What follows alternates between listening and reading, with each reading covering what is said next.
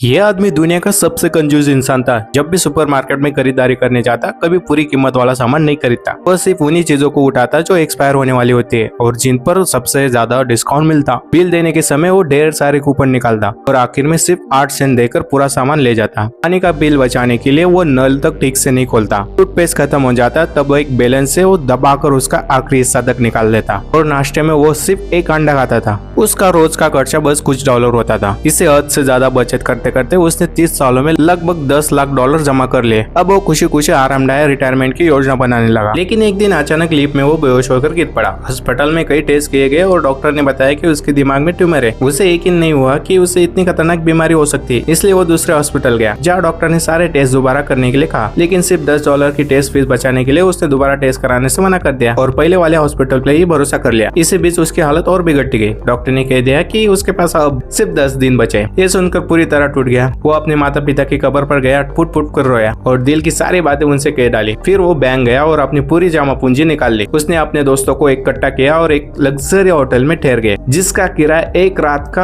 $80,000 था। उन्होंने ऐसे महंगे खाने खाए जिनके बारे में पहले सिर्फ सपना देखा था। बचपन का सपना पूरा करने के लिए उन्होंने $8,000 वाली स्पोर्ट कार किराए पर ले ली। उसने एक पूरी ट्रॉली भरकर आखिरी गेम की टोकन खरीदे, सैकड़ों शराब की बोतल खरीदी और जब सब खत्म नहीं कर पाए तो बची हुई शराब वेटर में बांट दी। सब लोग जिंदगी का सबसे शानदार समय बिता रहे थे। उसने तो पहले से शमशान जाकर अपने लिए सबसे बड़ी कब्र की जगह चुन ली थी। मरने के बाद जलाने के लिए उसने $10 लाख की नकली नोट भी खरीद लिए, ये देखने के लिए कि मरने के बाद वो कैसा लगेगा। उसने अपने चेहरे पर भारी मेकअप तक कर लिया। अपनी जिंदगी आखिरी दिन वो घर लौटा और एक एक्सपायर हो चुकी सॉस खा ली। कुछ ही देर बाद वो जमीन पर गिर पड़ा। उसके दोस्त तुरंत उसे हॉस्पिटल लेकर गए, लेकिन जब उसकी आंख खुली तो डॉक्टर ने बताया कि पहले की रिपोर्ट गलत थी।